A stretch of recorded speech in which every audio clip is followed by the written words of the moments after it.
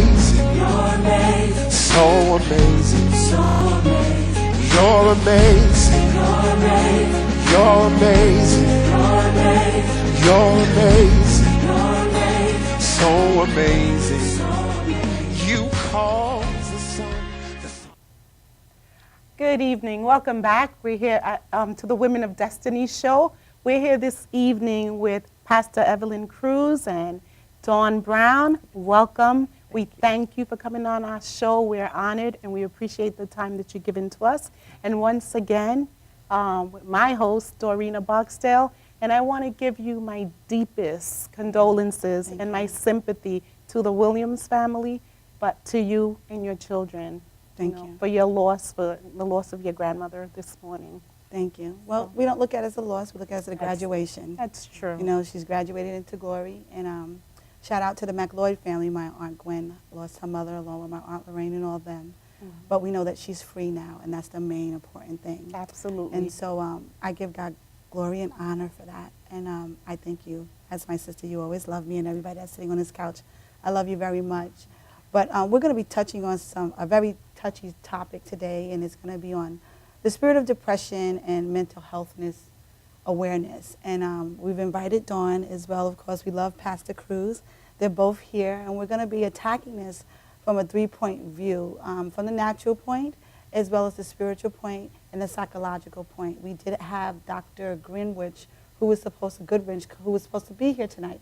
Unfortunately, due to other circumstances, he will not be able to be here, but he will be with us next week to touch on the psychological part that we want to touch on in reference to this issue. So with that being said, I want to make a couple of announcements.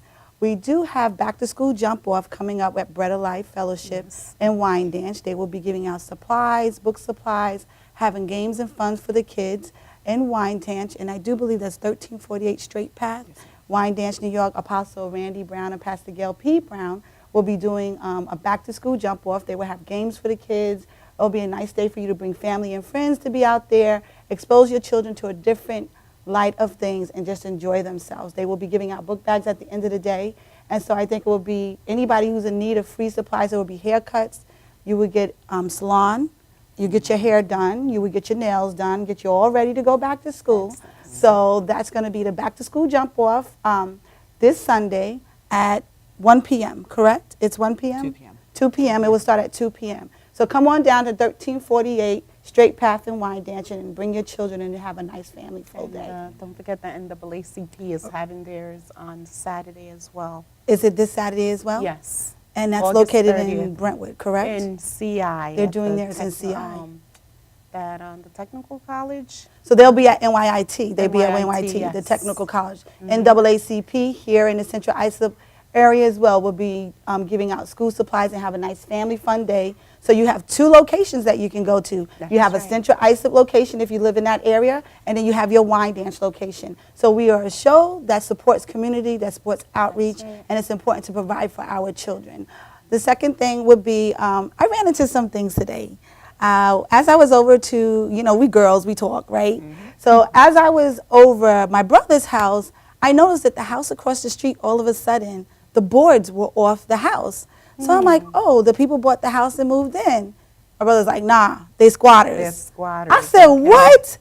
So I had to make sure I say something about that tonight because now I'm finding out there's this whole phenomenal going on where people are pulling boards off the house, moving into the houses, squatting there, getting the light bill on, the water turned on. Now I know this particular house, they can get the copper was out of it, but they got the water running. So I'm like, what is going on? So it was brought to my attention that, there is some legislation that's going forth to try to stop that because squatters have right. I'm just asking people, watch out in your neighborhoods because you don't know who's living next door to you. And you're like, where did these people come from? And we're watching this whole thing that's going on. And they were straight up thug. Let's just keep it real. Because I was like. They don't care. They didn't care. So my brother's like, Dorina, you going to say something about it tonight? I'm going to say something about it tonight. We had the same problem with that house there on McNair and Crooked Hill, 220 Crooked Hill Road. That's been like a thorn in my side, and the town cannot legally evict them. Well, I heard It's they have to against go through the law. bank. They have You to know? go through legislation to get them out. The only thing they could do is secure the property once they leave the property, but they can't legally evict them. It's against the law. Well, I heard so it's they a- have more rights than some. They were than telling us, me it's a whole actually. game that's going Yeah, it on. is. They get into the house, they live up in there 6 months to a year. Yeah, they they wait for the people to definitely make the can. complaints. Then when the people make the complaints, they wait for the bank to come out there, and then they offer them a check to get them out of the house. I'm like, this is a nice little scam that's going on. Yeah. Well, we need to pray. Yeah, we do. Because that's wrong. Because you know, we're- many of us we're are paying taxes, paying taxes, and people are just moving mortgages, into so many and- empty houses here on Long Yeah. Island.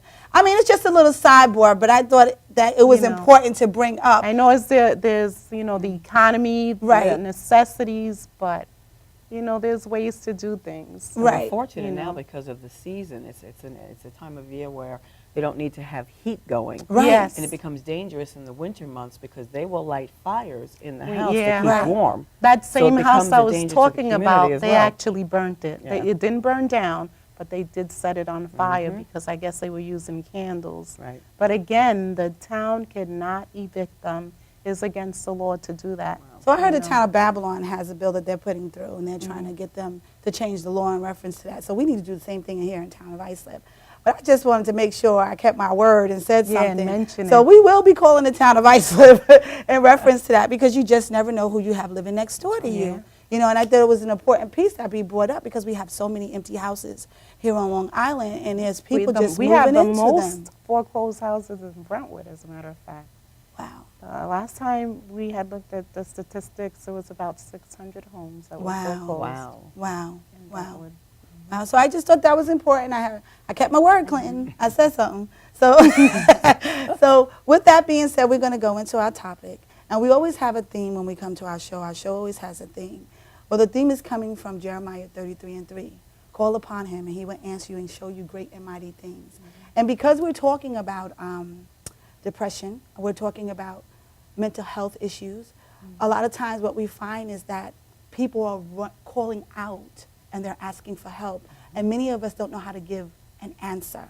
And we're going to touch on that a little bit. I have Dawn here today. As we were traveling back from Florida from seeing my grandmother, the whole incident happened with Robin Williams, of course. And as we were driving with my aunt and my brother and my cousin, all of a sudden Dawn posted something. I'm going to read a little bit. Is that okay? Not a problem. All right, great. Just give me a minute. Dawn Brown. I was asked to post my comment regarding Robin Williams as my status. So here it is. Now let it be said to all, as one who suffers from clinical depression, yes, family and friends, me, silly Dawn, crazy Dawn, over the top Dawn, has fought this battle my entire life. No one knows what it's like to wake up every day and have to pray to whoever is listening to give you strength to pull yourself out of bed, to beat down the constant thoughts of inadequacy, insecurity, and self-hatred daily, so that you can be a good mother, a wife, daughter, son, father, cousin, friend, employee, employer, student, niece, nephew, etc., etc., etc.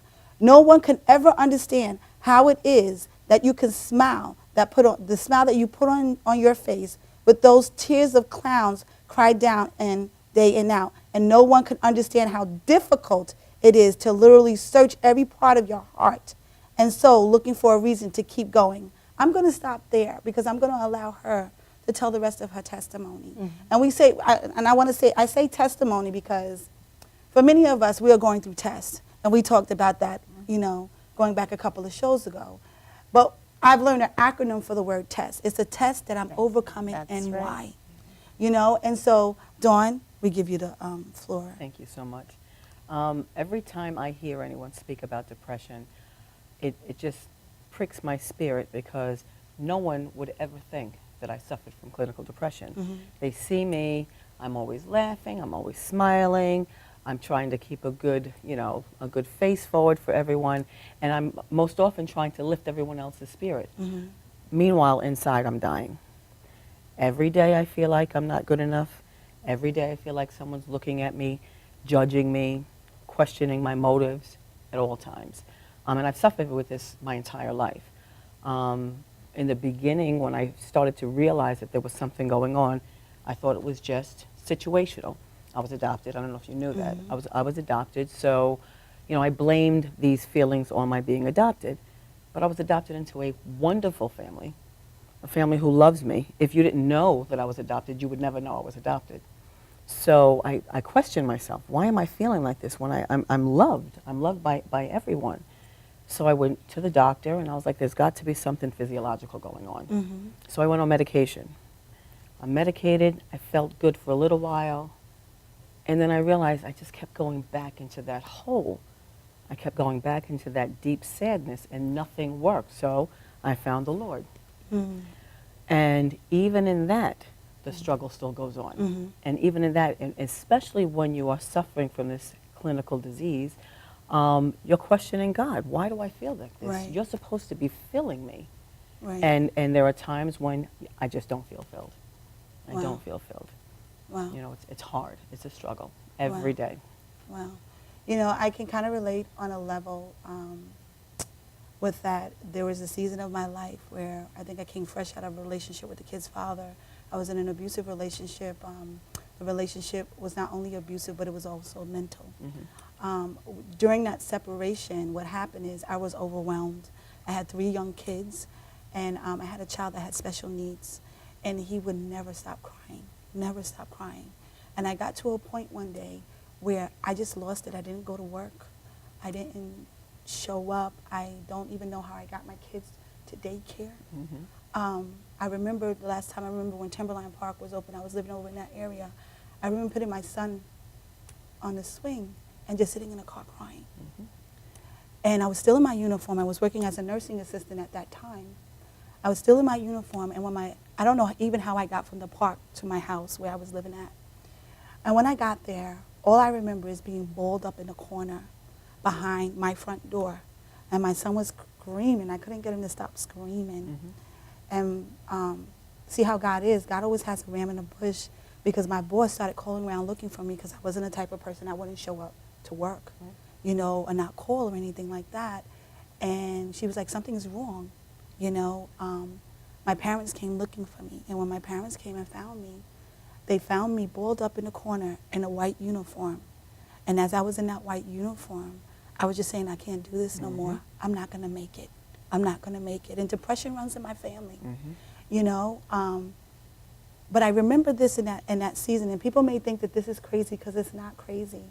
I remember saying to God at that time, and I was a Christian as well, a young Christian. I was, 23, 24 years old. A young Christian balled up in the corner, crying out to God, saying, I can't do this anymore. I'm about to lose my mind. And I remember having an encounter with God. I remember God encountering me at that point and reaching out to me. And I remember seeing this figure just carrying me in his arms and just holding me while I wept and cried because I couldn't get my son to stop crying because I didn't understand that he was sick, And they took me to the doctors, and the doctor said she's having a nervous breakdown. And then he sent me to a psychologist. Oh, my God, I can't believe I'm telling this on live TV. They sent me to a psychologist. The psychologist turned around and told me that I needed to put my kids on the back burner. I remember sitting there, and he was getting ready to write out a prescription and give me the prescription and told me, you need to give the kids to your mother and your father, and you need to put yourself first because you're just enduring too much. But what happened is the Holy Spirit began to speak to me. The Holy Spirit began to say to me, get up and leave from here. Tell him, thank you for your services. And he lead me from that house and led me to a woman of God's house that lived around the corner to my parents' house. When I got to her house, she was standing at the gate waiting for me. She said, God said you were coming. Wow. Right? I could have ended up on medication. And there are people in my family that are on medication that are suffering from this. But because of God, I'm in a place where I'm in my right state of mind. But do I still battle at times? Yes, I do. And I've never told anybody this. But tonight, somebody's going to get free. Yes. Amen. Somebody's going to get free tonight. Because this is a very important subject. So many of us are touching, going through stuff, and struggling with stuff. And like you said, we're on the inside and we're dying and nobody's noticing Nobody it. knows. And as believers. As believers. As believers. And we're not talking about people, we're not just talking about the world, but we're talking about believers. We're talking about, there were some young people we were talking about some old people, but we're talking about believers who are dealing with a spirit, and that's where the pastor comes in at. You know, we are dealing with stuff that we cannot see from the natural eye, right? But there's nobody to explain that to us. To listen. I think And- there's nobody there to listen. And there's nobody even to listen. Yeah. And a lot of times, people like us, we run right back smack into that wall again. And we're misunderstood. Yes. Nobody understands that we're walking through those things. Nobody understands why do you separate yourself from everybody Oh, yeah. else. And you go missing for a couple of Sundays out of the week, and you got to get alone with God, and you got to talk to God, because that's how I cope. I talk to my Jesus. But there are some people who are not in a relationship with God. And so the importance of Dr. Goodrich being here tonight was for him to touch on that part as well. But we will be bringing him back next week. But I want the viewers, I want the viewers to know tonight you are not by yourself. You are not the only one dealing with this. And we're going to stop right here. And when we come back, we're going to come back with hope for you. We're going to commercial.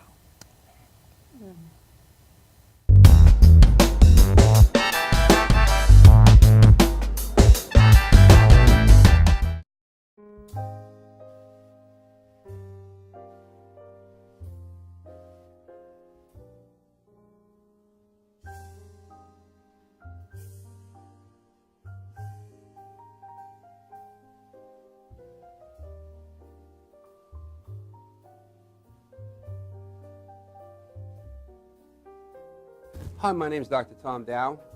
We have a multidisciplinary practice in Melville and Ronkonkoma, New York, and we treat patients with many, many different conditions, from newborns through geriatric patients with numerous different techniques. There's a technique and a type of treatment for every class of patient. We have them all here.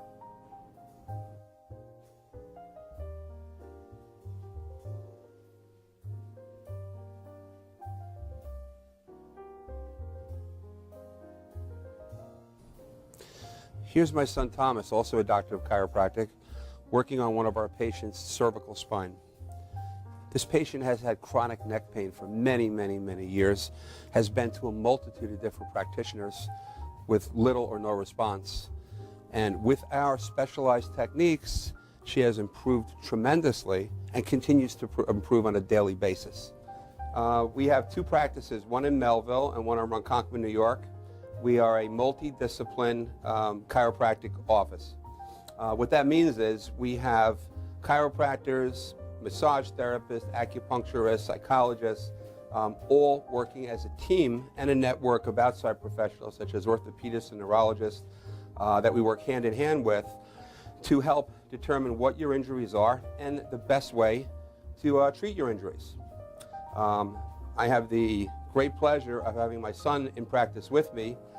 We work hand in hand, father and son, to give our patients the best care possible, and a staff which is loving, caring, and you'll never have to wait at all in our office for service.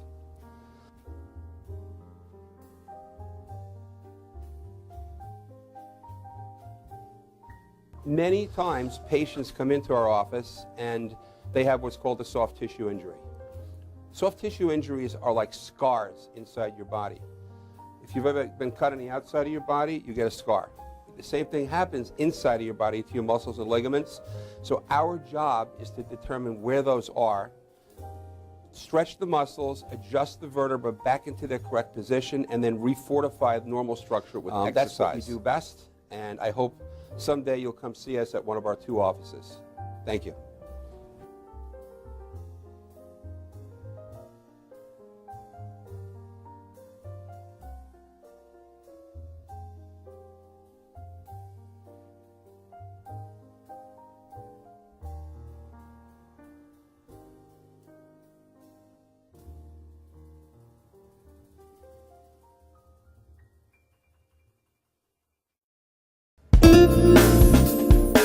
YesWeCare.net is a 501c3 charity that provides help to veterans and their families. Please visit YesWeCare.net and donate in any way you can by purchasing our beautiful frame prints or relaxation CDs and DVDs, even smooth jazz CDs. YesWeCare.net. Remember, our troops are on their way home. They need all the support they can get. YesWeCare.net.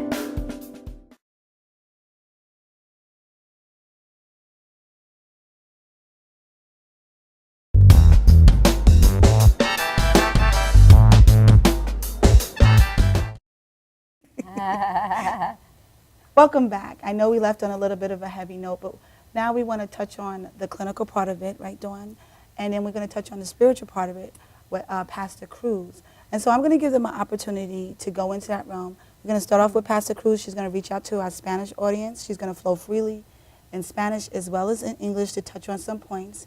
And then we'll get back to Maxima, you know, so we just have like a feel of things that's going on here.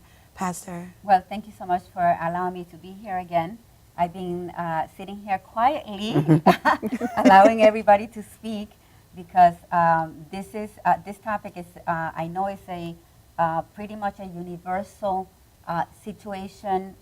You know, all over the world, people are going through depression and going through situations where they don't know what to do. Mm-hmm. And we find ourselves hiding in the closet, putting masks on, as far as, you know, not allowing other people to see into the pain that we're going through, because we don't know how to express that.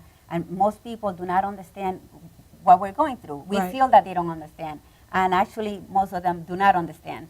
But at the same time, we don't want people to stay in this place of Yes, depression, yes. because there is deliverance, and Yes. there is a way to come That's out right. of that Yes, situation. yes. A few weeks ago, we spoke about my testimony, and I could have been a very classical person that could have gone into depression. I could have committed suicide, because I was at the edge of committing suicide many times throughout my life. And even after becoming a believer, going through some situations in my own home, raising my children, in my relationship with my husband, I used to go back to what I learned from my mother, which was running away, which was hiding Right. from life and situations. I used to go into a closet in my small little apartment with my 5 children, and I would cry. And I would get in the car with my 5 children, and I wanted to drive away and just drive and not come back to life. But the reality is that it came to a place that I had to call unto God. I had to call unto God. Now, there's different, I wanted to say when we were in our break that there are different things that we do, that we should be doing when dealing with depression. Correct. And the first thing is to go in, to have ourselves checked, go to a doctor. Because a lot of times we are blaming a feeling down, a feeling depressed, to a spiritual entity or situations, but the reality is that we have a chemical imbalance. There are issues in our brains, that are in our bodies, that we need to deal with, right? And once we understand that it's not physical, if it's physical, then you're going to get treatment for it, Right. because you'll feel better. But at the end of the day, we all of us are human beings, deal with this issue of depression from time to time, and we need to learn how to deal with it. Now, you spoke about being adopted. So we don't, and you were brought up in a very loving family. Right. So, but there are things that come with us before we were born, Right. that were implanted in us when you were in the womb of that mother. Because one of the things that we have understood, and it's not, I don't just teach that, it's not just me. I have learned that from doctors and from clinical tests and statistics and things that have been done, that when you speak, when you are in the womb of a mother, their words, her feelings, her emotions are being transferred into the child. So you come into life already with things that were implanted in you. Correct. So we don't know that what you're dealing with is, like you already know, we already know, is not the family. Right. It's not the situations, and it's not the family that brought you up. But there are many things that came from Right, from my your biological mother that we don't know about. So, but the thing is that we find ourselves in this place. Right. Sometimes we want to go back to try to fix something, but the thing is that we don't really need to go back to understand. If you go to a psychiatrist or a psychologist, they might want to go into what you went through as a child and all the situational situations. But the thing is that the reality is that going back to all these things might help you feel a little better about, bringing out the pain and what they did to you. But we cannot stay in what people did to us, because we will never heal. So with that being said, that means that there is a place where we're going now, that even we're going through that process, right, Dawn? And we're realizing that we're going through this, they have to want change, right, Pastor? They have to want change. And one of the things that you know go what? ahead. What's going through my mind is that sometimes they don't know that something is actually wrong, and other people don't know, and they attribute it to their character. You know, to And that brings forth a lot of guilt. yes, because it you brings don't a lot of guilt understand. because you don't understand what's happening to you, and other people around you misunderstand your behavior. So I feel that a lot of people don't know that there is a problem, and they're usually acting out, they're actually crying out for somebody to hear their heart and their spirit, and they don't always know that there's something clinical, there's an imbalance, there's something not there. Sometimes they think, you know, that they're just not wired right, that they're the cause of everything. Right. And I know that there's a lot of people out there that are going through these situations where they are misunderstood. They don't know something is wrong. They don't have the ability to go find out, go to the doctor to see that something is wrong, because that's what they're used to. You It's know? a norm for them. Yeah, it's a norm. Basically, it's become a norm for them. Yeah. So I want to say that you cannot help everybody. Right. Okay, so hopefully that people that are watching us today, and if they're if they're in this place, that they want to be helped. Right. Because we cannot help everybody. Right. So if you don't know that you have a problem, then you don't have a problem in a sense. Right. You know. Right. And we are the ones who feel that you have a problem. But if you're okay with who you are, then we have to let people be who they are. Right. We can't try to change people. It just makes it worse. It brings up the walls, and it brings the arguments, and so we're not going to be able to help everybody. We could only help. People can only be helped if they want to be helped. Right. You know, basically that's But what we have can to pray, understand. right, Pastor? We can pray. That's right, all because the prayer works. time. People Exactly. definitely. When you see people in that situation, you can pray for them. Right. But you cannot come in here, and I cannot come into your life unless you invite me to help you. And if you're not asking for help, then if I'm coming to your rescue, then I'm not going to be your savior. I'm your Right, enemy. right, you know, right. who Yeah. are you to come into my space to try Right. to make any changes? I'm okay where I am. And until that person wakes up to the reality that they need change, that they want change, then they can get change. They Right. can get help.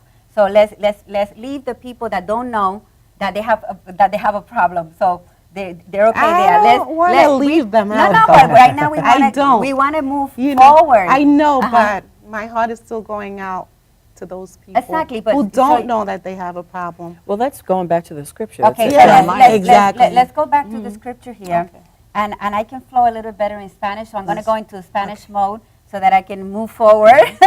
Yeah.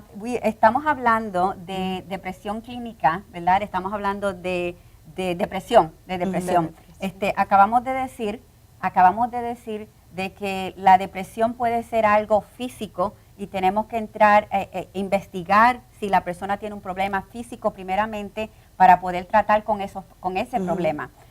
Una vez que se ha determinado si es físico o no es físico, si es físico uno va a buscar la ayuda médica, va a buscar los suplementos, la ayuda que necesita, número 1. Número 2, si el problema no es físico, que ya han determinado de que no hay ningún problema en esa área, vamos entonces a buscar el área emocional y el área espiritual.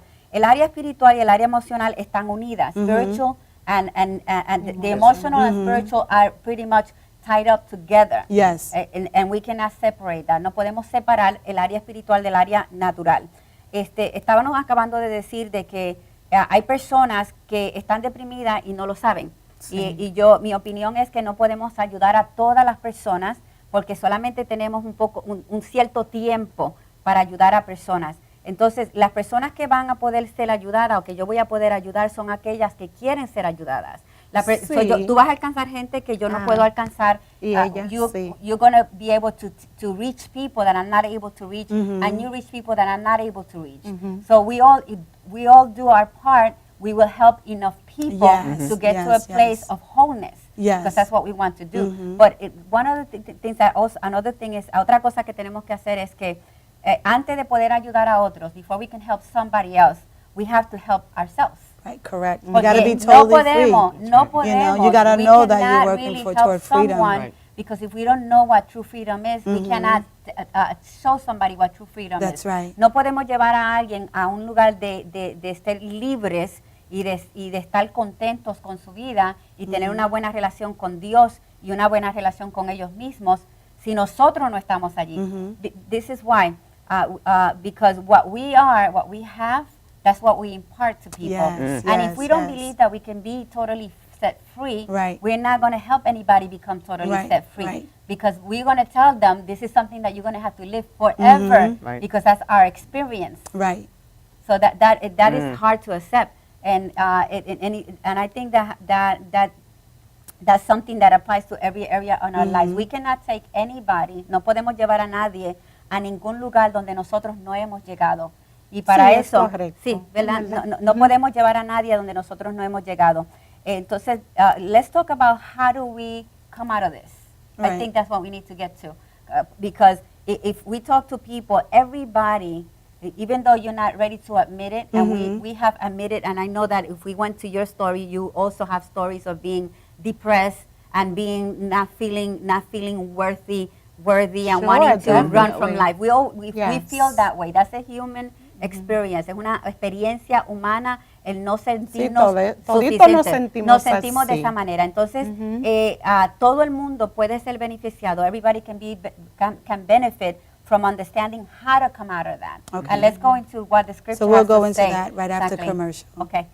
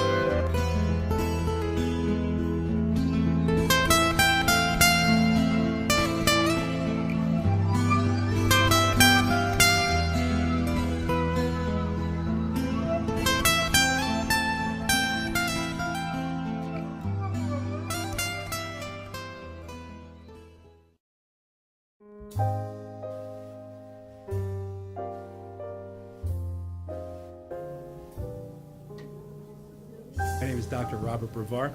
I'm here for Multi-Medicine in Westbury, New York. We're located at 1065 Old Country Road, Suite 214. Been here for about 15 years. The practice has medical doctors, physical therapists, chiropractors, acupuncturists. We also do pain management, and we have orthopedists on staff. Here at Advanced Multi-Medicine and Rehabilitation, we've got physical therapists on staff who treat an array of conditions, from neck pain to back pain, shoulder pain. We treat carpal tunnel. We treat a lot of car accident patients, slip and falls. We treat patients with knee injuries, with ankle injuries. We have state-of-the-art equipment. We've been here for over 15 years. Vast array of diagnostic testing, from x-rays to EMGs.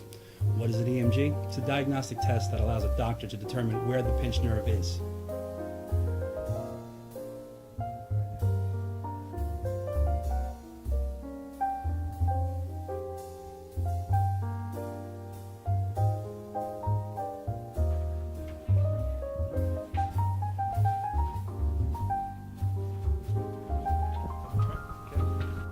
Cora is a physical therapist at Advanced Multi-Medicine and Rehabilitation.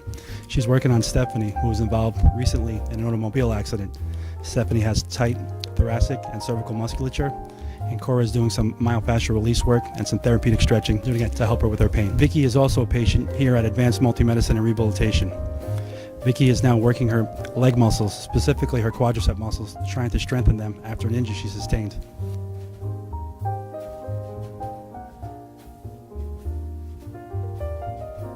If you find yourself in need of any type of physical therapy, please don't hesitate to call Advanced Multi-Medicine and Rehabilitation, located in Westbury, New York, in Suite 214.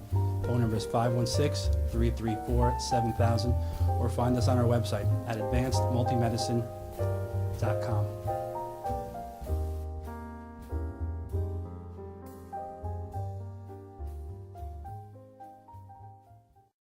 For professional motorcycle transport and towing, think Kickstart Fabrications Motorcycle Towing. Proudly serving all of Long Island, we feature expert handling and 24/7 service. So send a limo for your toy with Kickstart Fabrications Motorcycle Towing.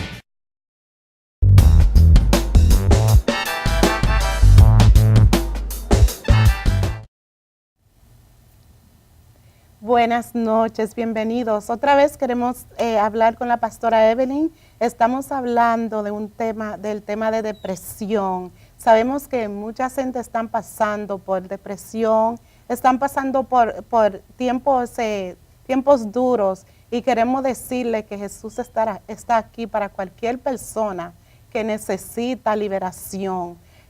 Jesús no le importa quién somos nosotros, Él está aquí para todos, y queremos que ella toque un poquito sobre sobre lo espiritual, de cómo podemos liberarnos de la depresión. Bueno, la Biblia dice en Jeremías capítulo 33, versículo 3, en la versión La Biblia Las Américas: clama a mí y yo te responderé y te revelaré cosas grandes e inaccesibles que tú no conoces. Y la versión Dios habla hoy dice: llámame y te responderé y te anunciaré cosas grandes y misteriosas que tú ignoras. Una de las cosas que nosotros hemos aprendido como hijos, ahora que estamos en este lado, ¿verdad? Sí. Al otro lado de la depresión, al otro lado del querer suicidarnos, al otro lado de no tener una razón por qué vivir. Exactamente. Hoy nos encontramos en otro lugar y podemos entender que la razón que nosotros salimos de ese lugar fue porque clamamos a Dios, primeramente. Pero la escritura no es solamente que tú clames, que tú grites, porque la realidad, el llorar, el expresar esas emociones son buenas, pero no son suficientes. Porque la escritura dice: clama a mí, o llámame. En la versión Dios habla hoy dice: llámame, es hablar con Dios, y yo te responderé y te anunciaré o te enseñaré cosas grandes y misteriosas que tú ignoras. Esto está hablando de que, y en la otra escritura dice: y te revelaré cosas grandes e inaccesibles que tú no conoces. Está hablando de que hay algo en nuestras vidas que nosotros no entendemos, y la razón que nosotros no entendemos es porque estamos ciegos. Y yo quiero estamos ciegos porque no estamos viendo la realidad de Dios. No estamos viendo la claridad. No estamos viendo claramente porque nos estamos enfocando en los problemas, en las situaciones. Ya dijimos que si el problema no es físico, que no es un imbalance químico, pues entonces vamos a mirar el lado mental, primeramente, y espiritual. I just want to say this in English a little bit, because if we already put aside that it's not a physical problem, or we dealt with the physical problem, now we're going to deal with the mental problem, and it is to understand that we are not only just going to cry out to God, and that we're going to call out to God. We're going to have a conversation with God, and we're going to invite Him into our lives to teach us. Because the reason why we are in the place that we are, or feeling depressed, if it was not a physical thing, is because we're looking at a problem. We're looking at a situation and we feel helpless. We feel victims of the system. We're feeling like a victim, and we don't know, and we feel like we have no options. Because when we know that we have options, then we get out of the depression. Right. I could do this, or I could do this, or I could do this. The person that becomes depressed, most of the time is they feel stuck, they feel like a victim, and they feel like they don't have any options, that they cannot help themselves.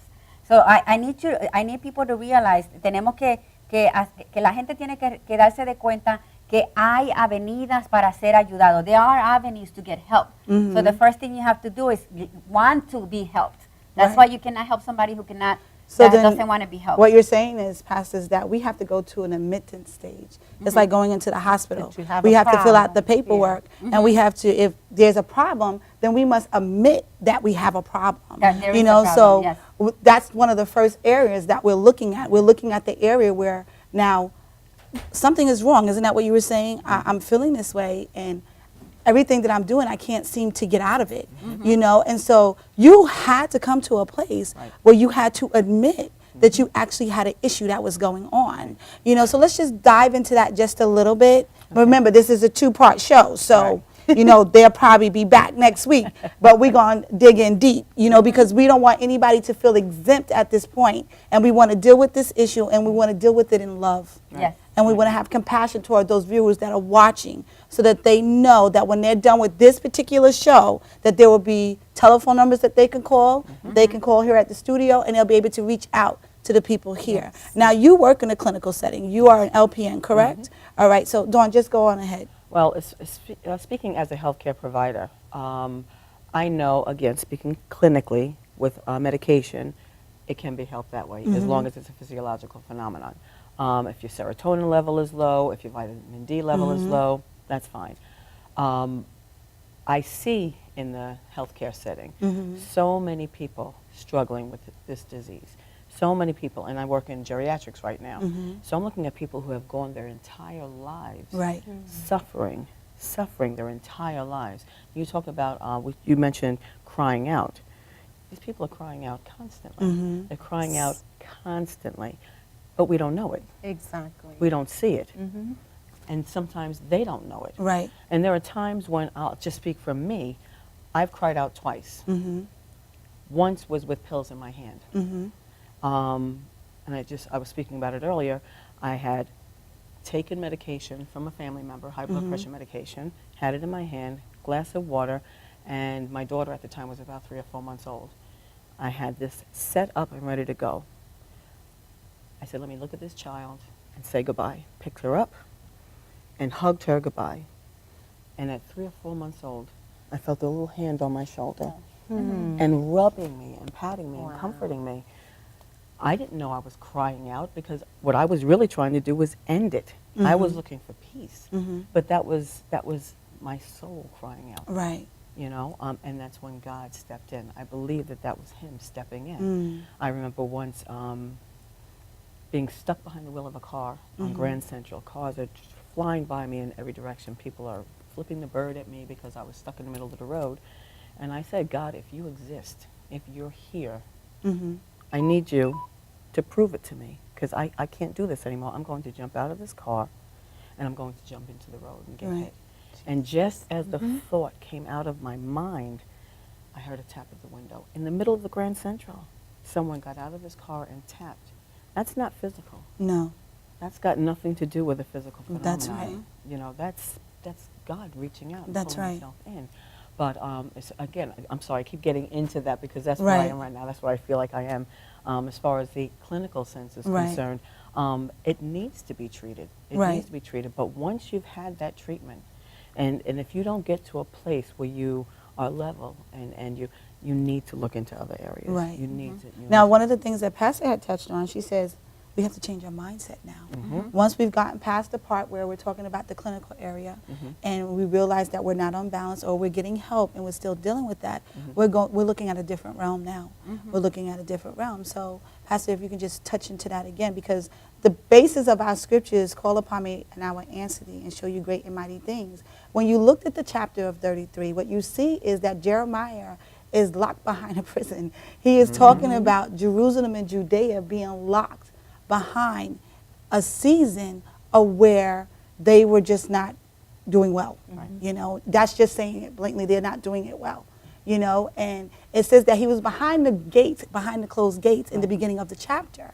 When you look at that, and as he began to get down, he began to say, God said to him, I'm just going to go there, because if I'm going to start from the beginning. Moreover, the word of the Lord came unto Jeremiah the second time. This was not the first time, but it was the second time, while he was shut up in the court of the prison. A lot of people suffering with mental health, a lot of people suffering with depression feel like they are in a prison. Yes, they are. Right. They are in a prison, saying, thus saith the Lord, the maker thereof, the Lord that formed it, to establish it, the Lord is his name. Call unto me. So now God is giving you a direct answer. Now we're looking at the spiritual side of things, right? God is now saying, call unto me. Call unto me. You've tried everything else. A lot of the viewers that are watching have tried everything else. everything, They have yes. tried the drinking. They have tried the drugging. They done tried the partying. They done tried hanging out with the wrong crowd and They've being with even the tried wrong people. suicide and it Th- didn't work. And it Right. didn't work. You God know, it still wasn't kept their them here time. because they are Yes. people of purpose and plan. And that's what Right. we're always talking about on this show. You are a person with purpose and plan. I am a purpose with purpose and plan. And that's the reason why we have been preserved for this season. Right? And so the Bible says, he said, call unto me, and I will answer thee and show thee great and mighty things, which thou knowest not. What you're walking through right now, you may not understand it, but what you need to understand is there is a greater purpose behind it. Right. And so God is saying, stop looking to man. Stop looking to those things that you're looking to get rid of that feeling. But God is saying, rise up, get out of that bed of depression. Get out of that place where you are at and call unto him. Cry out unto him. Because on the spiritual side, he is the only one to answer the real void that is going on in your life. And so you'll say, I can't deal with this now. Well, you better deal with it, because if you don't deal with it, it's going to deal with you. That's right. And that's what we saw what happened with Robin Williams. Yep. He was a funny man. He made people laugh. He made people do all those things. But in the end, he was miserable. And the sad part is, how many people came in his path that knew Jesus and didn't introduce him to him? This day, you're not going to walk away from this camera and not say that you're not going to have an opportunity to be able to say, I'm going to invite you in so you can have a relation with the God that we know. Because Dawn and I can personally speak, the pastor can personally speak, Master can personally speak about times where they've been in place. But the difference between us and the one that may be behind that camera is that we have a relationship with someone, though to many he may say, you can't see him. You can't see air either, but you believe it's there. And that's the same issue with us. We have a relationship with our Father, and our Father meets us right where we are. My Father met me in my home when I was crying out and couldn't understand what I was going through. I was all of 23 and 24 years old going through that state. Dawn, how old was you? First time, 24.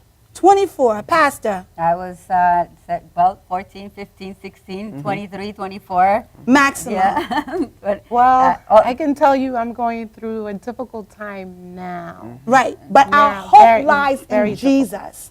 Our hope lies in our relationship with him. Our hope lies is that we've surrounded ourselves around people who are like-minded like us, that will put us in a place that we can encourage and edify. If you're amongst a group of people who are not encouraging and edifying you, you need to run, and you need to That's run right. fast. If they're pushing a bottle in your hand, if they're pushing drugs in your hand, if they're talking to you and telling you to go have illicit sex to fill that void that's in your life, I'm going to tell you, get up and run. God wants you to rise up out of that place of depression, and he wants you to come to him. He said, call upon me. He said, call unto me.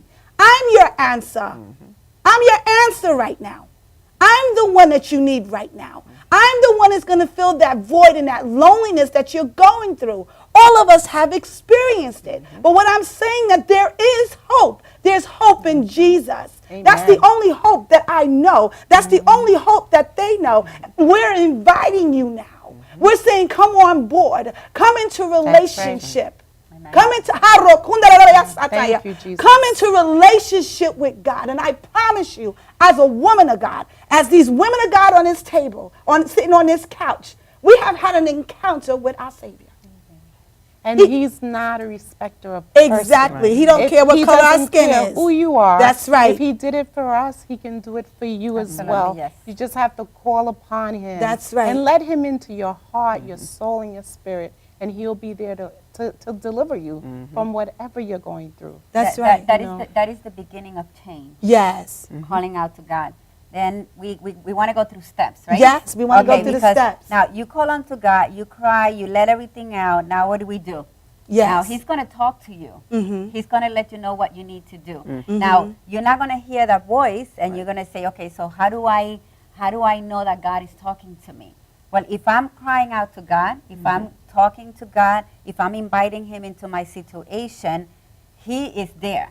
Just know that he is there. He's there. He's there. He is there, and he's going to guide you. Mhm. Now, I say, yo siempre digo, Mhm. de que Dios siempre nos está hablando. Sí. God is always talking to us. Yes, yes. But we don't pay attention. No. That's right. Okay? Now, because we're training and teaching people today in this place, then the next step after we let everything out and we cry out to God, Now we are going to say, okay, God, I'm here. Teach me. I'm going to listen, and I'm going to do what you tell me to do. Right? That's Right. that, actually, last time you taught on Lot. Lot. We talked about Job. Job. Okay. So just hold that Hablamos- thought, Pastor, because Yes. we need to go to commercial. Okay. You know, this is good, right? This is good, ladies. I like it. It's good. Yeah, it So just give her a few minutes. We're going to go to commercial break, and we'll be right back with you.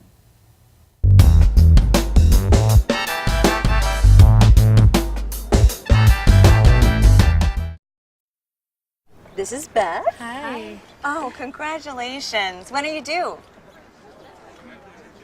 I'm not pregnant.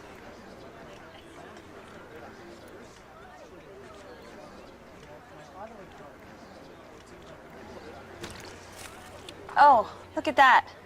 Excuse me. You're totally thin. You look very sexy.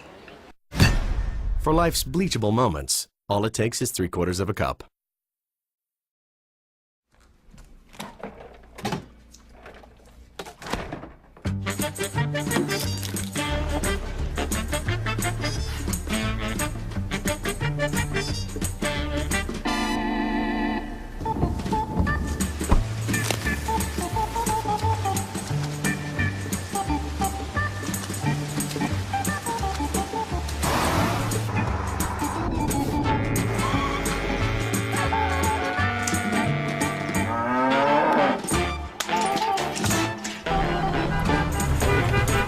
Stop the truck! Stop the truck!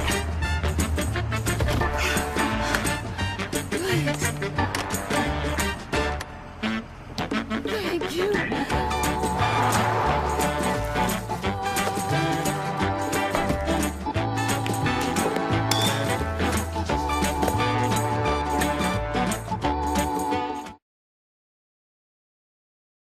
For professional motorcycle transport and towing, think Kickstart Fabrications Motorcycle Towing. Proudly serving all of Long Island, we feature expert handling and 24/7 service. So send a limo for your toy with Kickstart Fabrications Motorcycle Towing.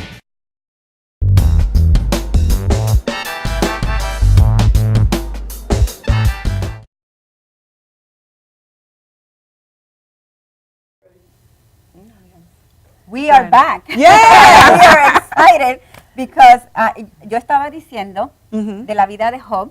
Sí. Cuando Job estaba pasando por todos sus problemas, perdió perdió sus hijos, perdió su dinero, perdió su casa, perdió todo lo que tenía. Tenía 3 amigos, 3 friends, Yes, que estaban a yes. su alrededor. Estos amigos estaban dándole consejos, lo estaban criticando, estaban preguntándole qué pecado había hecho él. Para y que él- le pasara ¿Por todo qué le eso. pasó por qué le pasó todo esto? Y en lugar de ser amigos para aconsejarlo y para estar allí con él, lo que fueron piedras de tropiezo, De tropiezo, sí. para su They were vida. stumbling blocks. Yes, Yeah. they So they need to became. change your friends because your friends are You need- becoming That- stumbling blocks. That's another story. We Yeah. gotta change our friends. Yes. But here, this is what happened with Job. Job started arguing with their friends, now justifying that, you know, I'm a just man and I don't know why this happened to me. And we find ourselves that way. We don't know why things happen. But I just want to take everybody to how Job was delivered. Yes. You see, because we want to talk about the problems and we want to stay stuck in in that. it. We want to stay stuck in that situation. You're right. But when Job went before God, actually it was Job who said, God, you know what? I am sick and tired of this situation. I don't want to suffer anymore. Oh, so I'm you going- got to get sick and tired of the You have to situation. get- Is that what Yes, you're saying? You got to admit that you need help. You need Right. help. So, okay, we're still Okay. at the admittance stage now. We Exactly. haven't moved anyplace Exactly. else. So We're still at admittance. And actually, this was coming to my mind. An alcoholic, you know, as long as he doesn't admit that he's an alcoholic, you can never help him. Right. Right. A drug addict, unless he right. admits that he has a drug problem, you can never help him. Right. And this is why a person that's depressed, unless they admit right. that they have a problem and that they need help, you cannot help them. That's why Right. it's so hard to help somebody who is not admitting that they have a problem, who doesn't know they have a problem. But anyway, we'll pray for them. Right. But we're talking to the people that want to get out. Right. Now, Joe found himself in a place that he didn't have anything. Even his wife cursed him and left. So talk about being, out and having nothing but God. He turns to God and he said, you know what, God, I'm tired. Right. And he says, I'm tired and I'm going to put a zipper on my mouth, right? God said, shut up and listen because I'm going to speak. And Job said, okay, I'm going to shut up and I'm going to listen. Job dijo eso. Dios le dijo, cállate, ponte un zipper en la boca. Literalmente, ponte un zipper en la boca. Cállate, pon un zipper en la boca y yo escucha. Yes. Entonces, Job says, okay, I'm going to listen and just talk to me. What do you want me to do? And you know what's the first instructions that God gave him? Go pray for your friends. What? The people that you're mad at, go pray for them. Wait a minute. Hold up. Wait a minute. Yes, So you're pray for saying your to friends. me, I have to take a position of forgiveness. that it's not about me. Exactly. It's not about what I'm talking about or what I'm going through, but I have to take a position and say, I'm listening to God now. I want to be free. I'm in the place where I'm admitting that I want to be free. Yes. Right? And then I'm saying, I'm sorry, we got a little distracted. I'm saying that, okay, God, what do you want me to do? And then God gives you the answer. And he said, go pray for your friends and forgive. Forgive. I mean, we're going to go back. We're going to go back to that. I just want to make forgiven. this Go point. ahead. I understand exactly what you're saying because I came to a place where I wasn't talking anymore. I decided to just shut up because I had already spoken too much. I've been there and I too. wasn't getting anywhere. I was feeling worse. So I got to a point where I didn't want to speak to anybody, literally. You know that. Well, I spoke to Dorina a lot. You know, I can call Dorina at any time and I could speak to her because she understands what I was going through. But a lot of people didn't. They didn't understand what I was going through. They wasn't listening to my heart and my spirit and my soul, none of that. So I got to a point where, you know what, it's between God and me, and I have to speak to God and nobody else, because nobody else can help me but God. Right. Okay, You know. we have I think 2 minutes. Okay, so let's give a word before we leave. And this is the word. God says, call unto me and I will respond. Now you're going to shut up and listen because God is going to respond. God is going to teach you. He's going to show you where. He's going to bring people and he's going to show you what you need to do. And we go back to James chapter James 1 where it says that if any of you is deficient in wisdom, let him ask of God that is going to give him liberally without reproaching, and it will be given to him. So understand that God is going to give you wisdom to deal with the situations, the situation that's causing you that depression. And he's going to show you the way. He's going to bring people. He's going to bring the instruments. He's going to bring the tools. And you're going to be able to get out of that place.